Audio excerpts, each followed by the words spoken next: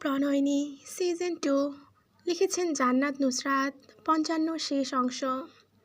16/9/2025 নাসির মঞ্জিলে যখন পা রাখলো সবাই, নাসির সাহেব ইরহামকে নিয়ে, তখন জানা গেল ও বাড়ির সবাই পাড়ি জমিয়েছে নিজের ঠিকানায়। নাসির সাহেব তপ্ত শ্বাস ফেললেন, ইসরাতের দিকে তাকালেন প্রশ্নাত্মক চোখে। তখন সে বলল, আমি জানতাম আজ যাবে ওরা। নাসির সাহেব জিজ্ঞাসা করলেন, তোমাকে বলে গিয়েছে? ইসরাত চেপে গেল কথা, মাথা দুলিয়ে জানালো তাকে জানিয়ে গেছে যে আজ যাবে। এমন ভান করলো যেন কিছুই হয়নি তাদের ভেতর। 7/10/2025 সবার দিনকাল চলছে আগের মতো, শুধু ইসরাতের জীবন আটকে আছে কোথাও একটা। প্রতিদিন সন্ধ্যাবেলা নিয়ম করে একবার মন ভার হয় তার। সেই মন ভার হওয়ার কারণ সে জানে, তবুও মানতে চায় না। সেদিন হসপিটাল থেকে ফিরে আসার পর থেকে নুসরাত আশ্চর্য রকম ঠান্ডা হয়ে গেছে। সে যেন আলাদা এক নুসরাত, যে হাসে কম, কথা বলে কম। কপালে চার পাঁচটা গাঢ় দাগ থাকে সবসময়। নাসির সাহেবের অবর্তমানে নিজেই যোগ দিয়েছে শোরুমে অস্থায়ী সিও হিসেবে। ডিসেম্বরের 15 তারিখ অফিসিয়ালি তাকে বরণ করে নেওয়া হবে সিও হিসেবে। আজকাল অফিস যায় নিয়ম করে, খাবারের রুটিনও তার হয় নিয়ম করে। অফিসে যাওয়ার দুদিনের ভেতর সৈয়দ চয়েসের শোরুম থেকে সব পুরুষ এমপ্লয়িকে অন্য জায়গায় ট্রান্সফার করেছে। এখন ম্যানেজার হিসেবে জয়েন করেছে রুবা নামক এক মেয়ে। নুসরাত মেয়েটার কথা ইচ্ছে হলে কখনো কখনো বলে।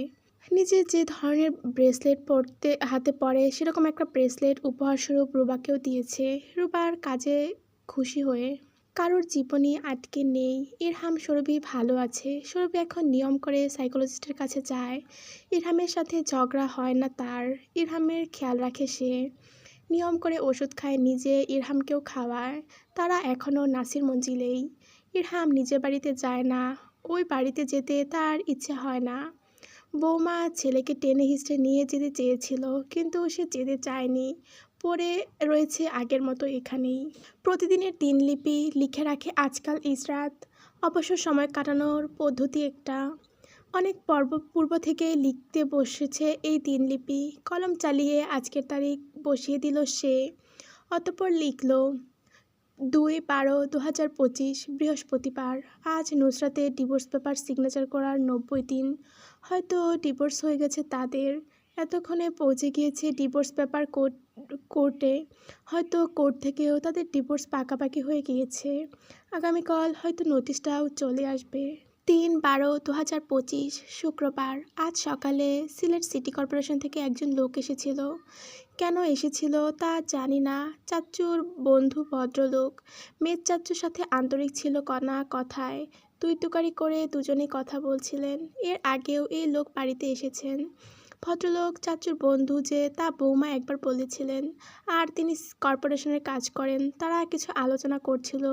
আমাকে দেখেনি, আমি নিজেও দূরে থাকায় শুনিনি পুরো কথাটা। যখন এগিয়ে গেলাম ততক্ষণে কথা শেষ প্রায়। শুধু এটুকু শুনেছি, ওরা যে পেপারে সিগনেচার করেছিল ওটা কিসের পেপার ছিল। চাচ্চু বললেন, উপরের টাইটেলে ঠিক ছিল, ভেতরের টাইটেলে আমি লিখেছিলাম, আমি এই মর্মে স্বাক্ষর করছি যে আগামী 5 বছরের পূর্বে তোমাকে আমি ছাড়তে পারছি না। আমার সকল সম্পত্তি তোমার নামে আমি লিখে দিচ্ছি। এসব লিখে দিয়েছি। পেপারটা ওরা পড়েছিল? না, পড়েনি। রাগে ক্ষোভে অন্ধ হয়ে সাইন করেছে দুজন। তুই পেপারটা কোথা থেকে পেয়েছিস? কম্পিউটার থেকে প্রিন্ট করে বের করিয়েছি। আমি তোকে বলেছিলাম পেপার একটা নিয়ে যা, পরে সিগনেচার করলে পেপার ফেলে দিস। তুই শুনলি না কেন আমার কথা? আমি এই বিষয় নিয়ে গুগল করেছিলাম, বলেছি লিখিতভাবে স্বাক্ষর দিলেও পেপারটা সম্ভব। তাই আমি ওই রিস্ক নেইনি, নিজেই বানিয়েছিলাম। পেপারটা সেন্সিটিভ ছিল, হেলাফেলা করা যায় না। যেহেতু পেপার জমা দিসনি তুই, এমনকি কোনো কথাই ওই বিষয়ে নিয়ে উল্লেখ ছিল না, তাহলে পেপারটা তো হলোই না, আর কখনো সম্ভব হবে না। আচ্ছা, ওসব বাদ দে। সিগনেচারওয়ালা কাগজটা কোথায়? সিলেট সুরমা নদীতে ফেলে দিয়ে এসেছি। ইসরাত দিনলিপি লেখা শেষে মুখে হাত চাপল। অবাক বিস্ময়ে চোখের আকার প্রকট থেকে প্রকট হলো। উত্তেজনায় গলা দিয়ে বেরিয়ে গেল কিছু আওয়াজ। নিজের উত্তেজনা দমাতে ধপাস করে শুয়ে পড়ল বিছানায়। আশ্চর্য, তার শরীর কাঁপছে কেন? খুশিতে? হ্যাঁ, খুশিতে। ইসরাত চোখ বন্ধ করে নিল। গাল বেয়ে ঝেড়ে গেল এক ফোঁটা অশ্রু। France, Paris, 7th অ্যারোন্ডিসেমেন্ট। তুষারপাত হচ্ছে বাহিরে। থাই গ্লাস লাগানো রুমটার জানালা দিয়ে দেখা যাচ্ছে তা। রুমের এক কোণায় চুপচাপ বসে আছে আরশ, নিষ্ফল তার দৃষ্টি। দরজা ভেতর থেকে আটকানো থাকায় এই মুহূর্তে তার রুমে কেউ নেই। হাতের মধ্যে থাকা ছবিটার দিকে তাকিয়ে আছে সে। হাত দিয়ে এমনভাবে ছুঁয়ে দিচ্ছে ছবিটা যেন মেয়েটা তার সামনে। হাতের পাসপোর্ট সাইজ ছবির দিকে তাকিয়ে থেকে নিজের মতো একটা দুনিয়া তৈরি করে নিল সে।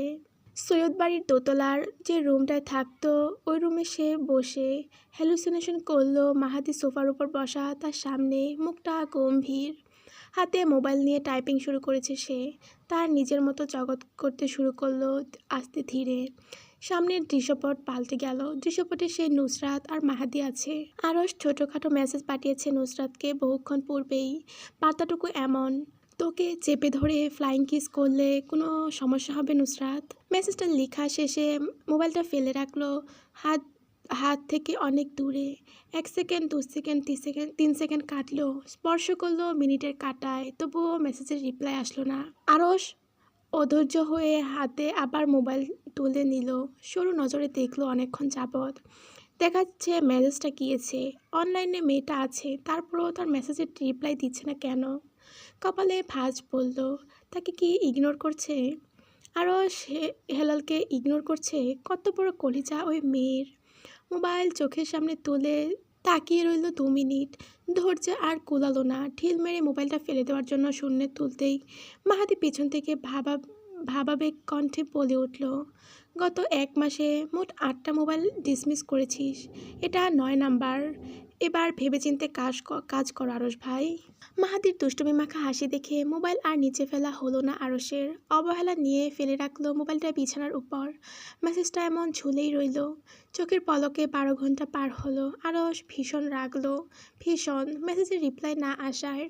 12 ঘন্টা পার হয়ে 13 ঘন্টা সময়টা করাতেই মেসেজের রিপ্লাই আসলো, জি, কোনো সমস্যা নেই, আপনি কিস করতেই পারেন। কিন্তু বাকিটুকু লিখলো না। আরশ একবার ভাবলো সিন করবে না, কিন্তু জানার আগ্রহে ঝটপট জিজ্ঞেস করে বসলো। কিছুক্ষণ পূর্বে রাগের প্রকোপে মনে মনে দীর্ঘ মনোভাব তৈরি করেছিল নুসরাত মেসেজ দিলে আগামী 24 ঘন্টার আগে দেখবে না, কিন্তু 1 সেকেন্ডের ভেতরেই সিন করে বসলো সে। উত্তরও লেখা হয়ে গেল এর মধ্যে। কিন্তু কি? আপনি কিভাবে জানলেন ফ্রান্স কিস কিভাবে করতে হয়? আগে থেকে অভিজ্ঞ নাকি এই বিষয়ে? কাউকে করেছেন নাকি? আরশ উত্তর লিখল, করলেই বা কি, এবার বল কিস করা যাবে? নুসরাত বাংলা শব্দে লিখল, আয় শালা, করি দেখ, ঠোঁট সেলাই করে দেব। আমাকে তো চিনস না, আমি হলাম জল্লাদ মহিলা। আরশ বুঝতে পারল না। কিছুক্ষণ চেয়ে থাকলো কিছুক্ষণ, তারপর লিখল, কি লিখছিস বুঝিনি। লিখছি 2 মিলিয়ন দিলে ফ্রান্স কিস করতে দিব, রাজি থাকলে এগ্রিমেন্টে আমরা যেতে পারি। তুই টাকার জন্য কিস করবি? নুসরাত অহংকার নিয়ে লিখল, আমি টাকার জন্য নিজের 14 গোষ্ঠীকে বিক্রি করে দিতে পারি। হ্যাঁ হ্যাঁ, আপনি আমারে চিনেন নাই আরশ ভাই। এই কথাটা তার পছন্দ হলো না, তাই গালে হাত থেকে চেঞ্জ করলো। নিজে নিজে বসিয়ে দিল, জি আরশ ভাই, আপনি যে কোনো সময় যে কোনো জায়গায় আপনার ইচ্ছা হলেই আমাকে কিস করতে পারবেন, টাকা দিতে হবে না। এরপর শ্বাস ফেললো। রং বেরঙের প্রজাপতি উড়াউড়ি করলো তার স্বপ্নের জগতে। হাত পা ছড়িয়ে বসে হাসলো পাগলের মতো। হাতের মুঠোয় তখনও নুসরাতের ছোটবেলার ছবিটা। চুলগুলো উঠছে উত্তাল হাওয়ার মতো। হাত দিয়ে সেগুলো মুখের উপর থেকে সরানোর চেষ্টা করলো। সরে গেল চুলগুলো। আরশ তা দেখে হাসলো। ছবির ভেতর হাসি হাসি মুখটা দেখে নিজেও হাসলো। ঘরবন্দই হয়ে বসে আছে আরশ। খাবার দাবার ঠিক মতো করে না, কারণে অকারণে হাসে। লিপি বেগম এটা নিয়ে ভীষণ চিন্তিত। ছোট ছেলের এই অবস্থা মেনে নিতে পারছেন না কোনোভাবেই। জাইনের সাথে আলোচনায় বসলেন তাই এ বিষয় নিয়ে রাতের খাবারের সময়। বললেন, আরশের মানসিক অবস্থা দিন দিন খারাপ হচ্ছে, রাগ বাড়ছে, কারণ লাগে না তার, এমনি হাসে, আমার দিকে তাকিয়ে হাসে, তোর বাবাকে দেখলে রাগ করে, সেদিন রেগে গিয়ে তোর বাবাকে গ্লাস ছুঁড়ে মেরেছে, অতিরিক্ত কথা বলে, সোফায় বসে কথা বলে একা একা। আমি জিজ্ঞেস করলাম, কে ওখানে? কে উত্তর দিল জানিস? জাইন গায়ের অ্যাপ্রন খুলে রাখতে রাখতে গম্ভীর মুখে শুধালো, কি? নুসরাত নাকি ওখানে বসে আছে? তুই তো বাসায় থাকিস না, না না হলে দেখতি, সারাদিন মুখ দিয়ে নুসরাতের নামটা এমনভাবে জপে, মনে হয় তসবি পড়ছে। ডানে গেল নুসরাত, বামে গেলে নুসরাত, সোজাও গেলে নুসরাত, উল্টো গেলেও নুসরাত, এমনকি ওয়াশরুমে গেলেও বলে, নুসরাত বাহিরে দাঁড়া, আমি আসছি, ভেতরে আসবি না, খাবার খেতে খেতে সাধবে, এই নে খাবার খা, এদিকে যাবি না, ওদিকে যাবি না, চুপচাপ বস, এইসব। এরপর রাগ যদি দেখতিস, তোর বাবাকে দেখলে হঠাৎ রেগে যায়, জিনিসপত্র ছুঁড়ে মারে, ইচ্ছে মতো হ্যালুসিনেশন করতে না পারলে রুমের জিনিসপত্র ভাঙচুর করতে থাকে। কোনোদিন যদি সামনে নুসরাত আসতে দেরি হয় তাহলে ও রাগ করে জিনিসপত্র ছোড়াছুড়ি করে। রাগ দিন দিন তরতর করে বৃদ্ধি পাচ্ছে। তোর বাবাকে দেখলে অনেক সময় বলে, ওনার জন্য হয়েছে সব, উনি নাকি জোর করেছে ওকে তালাক দেওয়ার জন্য। আমি বারবার না করেছি, ছোট মানুষদের ছেলে মানুষিতে সায় না দেওয়ার জন্য, সবাই দিল, এখন দেখলি কি হয়, এখন কি করব? জাইন বসে নিজের পায়ের জুতা খুলে রাখলো রেকে, শ্বাস ফেললো ঠোঁট বাঁকিয়ে, বলল, আরশের মানসিক অবস্থা ভালো না যখন, তাহলে আমি বলবো ওকে অ্যাসাইলেমে পাঠিয়ে দাও, ওখানে ট্রিটমেন্ট ভালো পেলে এমনি সুস্থ হয়ে যাবে, হ্যালুসিনেশন বা রাগ এসব করবে না। লিপি বেগম আঁতকে উঠলেন, তাই বলে পাগলা কারোতে পাঠিয়ে দিব? পাগলা কারোতে কোথায়, শুধু বলেছি অ্যাসাইলেমে পাঠাতে, রাগ আর হ্যালুসিনেশন করা কমে গেলে নিয়ে আসবো আবার। লিপি বেগম প্রথমে না করলেও পরে মেনে নিলেন। পরের দিন সকালবেলা নাস্তা করার সময় আরশ নামলো তখন লিপি বেগম বুঝালেন কথাগুলো। বিনা বাক্যবে মেনে নিল সে। যতটুকু বোঝাতে ব্যাকপথে হবে ভেবেছিল তার এক অংশও ক্ষয় করতে হলো না। শুধু আরশ নির্লিপ্ত স্বরে জানতে চাইল, এখনই চলে যাব? হেলাল সাহেব গম্ভীর মুখে বললেন, হ্যাঁ, তোমাকে জাইন নিয়ে যাবে। আরশকে সকাল 11টার সময় বাসা থেকে নিয়ে যাওয়ার কথা জাইনের। সে যাওয়ার জন্য পরল ক্যালভিন ক্লাইনের সিকে লেখা ওভার সাইজ হুডি আর ডেনিম প্যান্ট। সুঠামদের ভাঁজগুলো ঢেকে গেল হুডির নিচে। শীত বাহিরে পড়ায় স্নিকার পায়ে লাগিয়েছে। মাকে জড়িয়ে ধরে বিদায় নিল সে। অশ্রুসিক্ত চোখে আরশকে বিদায় জানালেন লিপি বেগম। কাঁদলেন ছেলের মুখের দিকে তাকিয়ে, দু হাতে আজলায় অভাল আকৃতির মুখটা ভরে নিয়ে চুমু খেলেন। চেয়ে রইলেন অধিক সময় নিয়ে উজ্জ্বল শ্যাম মুখের রাজপুত্রের ন্যায় চেহারার দিকে। মিষ্টি মুখটার দিকে তাকালেই কেউ বলতে পারবে না ছেলেটা অসুস্থ। কি ভদ্র সভ্য, চুল সেট করে যাচ্ছে, মোবাইল ওয়ালেট সব বাসায় রেখে যেতে হচ্ছে তাকে। ছেলের দিকে অপলক তাকিয়ে রইলেন। না চাইতেও বিদায় জানাতে হলো ছেলেকে লিপি বেগমের। স্বাভাবিক ভঙ্গিতে সফট ড্রিঙ্ক ফ্রিজ থেকে বের করে চুমুক বসালো আরশ। বাবার সাথে যেতে যেতে কোলাকুলি করলো, যেন বেড়াতে যাচ্ছে সে। পেট ভরে খেয়ে আবারও মাকে বিদায় জানালো, তাড়াতাড়ি ফিরবো মাম্মা, আমাকে ছাড়া ভালো থাকো ততদিন, আসছি। ছেলের দিকে তাকিয়ে না চাইতেও কেঁদে দিলেন ভদ্রমহিলা। হাত নাড়িয়ে বিদায় জানালেন। থাই গ্লাসের অপার থেকে দুটো অশ্রুসিক্ত চোখ দিয়ে দেখলেন পার্ক করা গাড়ি বের করে নিচ্ছে জাইন।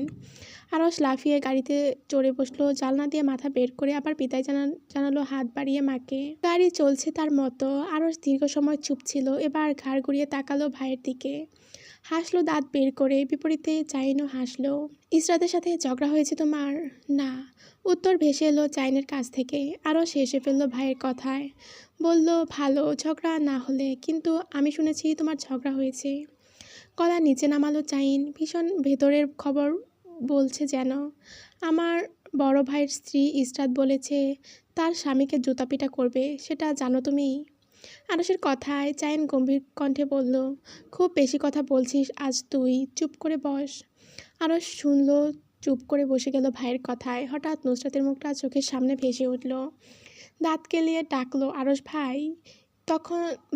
দাঁত কেলিয়ে ডাকতো আরশ ভাই বলে। তখন একটা কথাই মনে হতেই হেসে ফেললো। জাইন তাকালো তার দিকে, জিজ্ঞেস করলো, হাসছিস কেন? প্রশ্নের উত্তর দেওয়ার তারা দেখা গেল না তার ভেতর। দুহাত মাথার নিচে মাথা নিচে দিয়ে রাখলো। ঘুমহীন রাত কাটানোতে রক্তিম হয়ে আছে দুটো চোখ।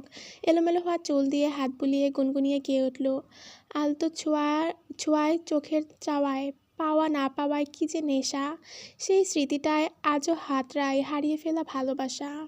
জাইন তাকালো আরসের দিকে হুইলে হাত রেখে। প্রশ্ন আবারও করলো, তখন হাসছিনি কেন, বললি না যে?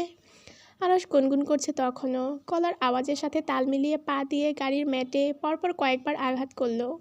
মৃদুস্বরে বলল, আমাদের তালাক হয়নি। জাইন আরসের দিকে তাকালো ঘাড় পাকিয়ে, মুখটা গম্ভীর যে মোড়া। বলল, হয়েছে। না হয়নি, আরসের জেদি স্বর। জাইন বলল, কিভাবে হলো না? তুই সাইন করেছিস ডিভোর্স পেপারে। করিনি, ওটা জোর জবরদস্তি করে করা হয়েছিল। আর আমি তো নুসরাতকে বলিনি আমি তোকে তালাক দিচ্ছি, তাহলে তালাকও হলো না। জাইন গেল না আরসের সাথে তর্কে। কথা কর্ণপাত না করেই বসে রইল নিশ্চুপ। শুধু বলল, কথা কম বলো, এখন স্টপ যাও আরস। আরস যেন শুনল কথাটা, চুপ হয়ে গেল সেকেন্ডের ভেতর। বসে রইল গা এলিয়ে গাড়িতেই, চোখ দুটো বন্ধ করে রইল খিচে। গাড়ি যখন অ্যাসাইলামের ভেতর প্রবেশ করলো তখন আরস চোখ খুলে তাকালো। বিল্ডিংয়ের গেটের সামনে সাদা কালো অক্ষরের মিশলে বড় বড় করে লেখা ইমার্জেন্সি। গাড়ি থামলো ইমার্জেন্সির ভেতরের পার্কিং এরিয়ায়। গাড়ি পুরোপুরি থামার আগেই আরসের ভেতরে হুড়োহুড়ি বেঁধে গেল, লাফিয়ে নেমেই গেল সামনের লনে। জাইন গাড়ি পার্ক করে আসতেই আরস জিজ্ঞেস করলো, আমার মানিব্যাগ আনতে দাওনি কেন? জাইন কথার উত্তর না দিয়ে হেঁটে গেল সামনে। ইমার্জেন্সির ব্যবস্থাপক রবার্ট হেনরি এসে ওয়েলকাম জানালেন জাইন আর আরসকে। বিশাল জায়গা জুড়ে অ্যাসাইলামটা হওয়ায় অনেকটা পথ অতিক্রম করে রেজিস্টার রুমে যেতে হলো জাইনকে। ইমার্জেন্সি অ্যাসাইলামের চারদিকে বড় বড় গাছপালা, যেগুলো দেখতে দানব আকৃতির। গেটের সামনে বিল্ডিংয়ের চারপাশ জুড়ে কড়া নিরাপত্তা ও পাহারার ব্যবস্থা রয়েছে, যাতে কোনো রোগী পালিয়ে যেতে না পারে। বিভিন্ন দেশের অভিজ্ঞ ডাক্তাররা ইমার্জেন্সি কাজ করছেন বর্তমানে। বাচ্চারা যেমন নতুন জায়গায় গেলে চোখ ঘুরিয়ে সব দেখে, তেমনি আরও সব দেখলো। অতঃপর জাইনের পিছু পিছু বাচ্চাদের মতো হেলে দুলে হেঁটে গেল। তার অবস্থা দেখে মনে হলো না এখানে মনোরোগ বিশেষজ্ঞ ডাক্তার দেখাতে এসেছে। মনে হলো কোনো পিকনিকে এসেছে সে। রাস্তায় যার সাথে দেখা হলো হাত নাড়িয়ে হাই হ্যালো করলো। জাইন ভর্তির ফর্মালিটি পূরণ করলো। রেজিস্টারে আরসের নাম তুলে দিয়ে ঘণ্টাখানিক পর ব্যবস্থাপকের রুম থেকে বের হলো। অ্যাসাইলামের ব্যবস্থাপক রবার্ট হেনরি জানালেন, আরসের রুম দ্বিতীয় তলায়। আজ থেকে আগামী 6 মাস এখানেই থাকবে সে। রুমটা মাঝারি আকৃতির, ক্ষণে ক্ষণে বাতাস বইছে, এসে ছুঁয়ে দিচ্ছে আসবাবপত্রকে। একটা থাই গ্লাস আছে মাঝারি আকৃতির, একটা বেড, একটা কফি মেকার, একটা ওয়াশরুম, একটা টেবিল চেয়ার আর একটা পড়ার সেলফ, যেখানে ম্যাগাজিন, কমিক বুক, পড়ার বই থেকে নানা ধরনের বই রাখা। রুমের সাথে লম্বা একটা ব্যালকনি আছে, সেখানে কয়েকটা প্লান্ট রাখা। ঘরের রং থেকে শুরু করে আসবাবপত্র সব কিছুই সাদা রঙের। অ্যাসাইলামে আরও ব্যবস্থা আছে, যেমন খাবার রুম প্রতিটা তলায় একটা করে। সবার কাপড় একই ধরনের। কড়া কিছু নির্দেশনাবলী আছে, যেমন খাবার সময় খাবার খেতে হবে। অ্যাসাইলামে নির্দিষ্ট কাপড় ছাড়া সবাই আর কোনো কাপড় পরতে পারবে না। নিজের কাছে কোনো laptop, mobile, EarPod, computer, gaming device, এমনকি কোনো ধরনের কলিং ডিভাইসও রাখা চলবে না। জাইন আরসকে সব বুঝিয়ে দিয়ে যেতে যেতে জানালো, সে সামনের সপ্তাহে আসবে এখানে ভিডিতে। 6 মাস তাকে এখানে রেখে ট্রেনিং দেওয়া হবে কিভাবে রাগ কমানো যায়। জাইন বলল, আমি সামনের সপ্তাহে আসব। আরস উত্তর তখন এমন ছিল, আসার প্রয়োজন নেই, আমি তবুও আসব। আসলে আমি তোমার সাথে দেখা করব না, দেখা না করলে না করবি, তবুও আমি আসব। জাইন দরজার দিকে অগ্রসর হলো। হঠাৎ কি মনে হতে তার পা থেমে গেল। সপ্তাহে পারলে একবার করে আম্মুকে কল করে নিস, তোকে নিয়ে অনেক চিন্তিত সে। কথা শেষ করে জাইন ভাইয়ের দিকে তাকিয়ে মিষ্টি হাসি দিল। যাবার আগে ভাইয়ের উপর থেকে নিচ পর্যন্ত একবার ভালো করে পরখ করে নিল। আরশও তখন তাকালো তার দিকে। অতঃপর দুজনের দুহাত মেলে এসে জড়িয়ে ধরল দুজনকে। একই সাথে বলে উঠল, আই উইল মিস ইউ। আজ স্বাভাবিকভাবে দিন কেটেছে আরশের। এখন পর্যন্ত চেঁচায়নি সে, এমনকি হ্যালোসিনেশন করেননি। নুসরাত আজ আসেনি তার সামনে এখন পর্যন্ত। বেইমানি করেছে মেয়েটা। প্রতিদিন আসবে বলেছিল, কিন্তু আজ কেন আসলো না? সব সময় মেয়েটা বেইমানি করে তার সাথে। তাই নুসরাতের অপেক্ষা না করেই ঘুম দিল সে। আজ পরিচয় ক্লাস থাকলেও সে ক্লাস করতে গেল না। আগামীকাল যাবে বলে ভিজিটরকে পাঠিয়ে দিল। কাউকে টেনে হিঁচড়ে এসে নিতে পারল কেউই টেনে হিঁচড়ে নিয়ে যেতে পারল না তাকে। সিঙ্গেল বেডটা আঁকড়ে ধরে বসে রইল এভাবেই। দ্বিতীয় দিন সকাল ভালোই ভালোই কাটলো। সন্ধ্যার পর সময় কাটানোর জন্য দ্বিতীয় তলার বড় খাবার রুমটা ঘুরে ঘুরে দেখলো সে। এরপর ক্যাফেটেরিয়ায় গিয়ে অনেকক্ষণ হাঁটা চলা করলো। তারপর জিম রুম দেখলো, একটু জিমের জিনিসগুলো নেড়েচেড়ে দেখলো হাতে নিয়ে। তারপর অডিটোরিয়ামের দিকে গেল, সেখানে বসে একটা মুভি দেখলো। মুভি দেখে ভীষণ মেজাজ খারাপ হলো তার। ওখানে বসে রেগে মেগে চোখ বন্ধ করলো। নিজের জগৎ তৈরি করতে চাইলো। ঠোঁট কামড়ে অনেকক্ষণ বসে থেকে ভালো কিছু করতে চাইলো, তৈরি করতে চাইলো নিজের সামনে। কিন্তু আজ তা আর হয়ে উঠল না। মাথা ঝাড়া দিল সে। সম্ভব হবে না হ্যালুসিনেশন করা, তাই নিজে রুমেই ফিরে আসলো সে। রুমে ফিরে আরশের মেজাজ আরও খারাপ হলো। পাগল ছাগলের রুম একটা, যেখানে সাদা ছাড়া আর কিছুই নেই। রুমটার দিকে ভালো করে তাকিয়ে তার মাথা ভীষণ খারাপ হলো। এই রুমটা ইন্টেরিয়র করেছে যে, তাকে মাথায় তুলে আছাড় দিতে মন চাইছে তার। মেজাজ হারিয়ে সেলফের সকল বই ফেলে দিল। অস্থির হয়ে এলোমেলো চোখে ফেললো চারদিকে।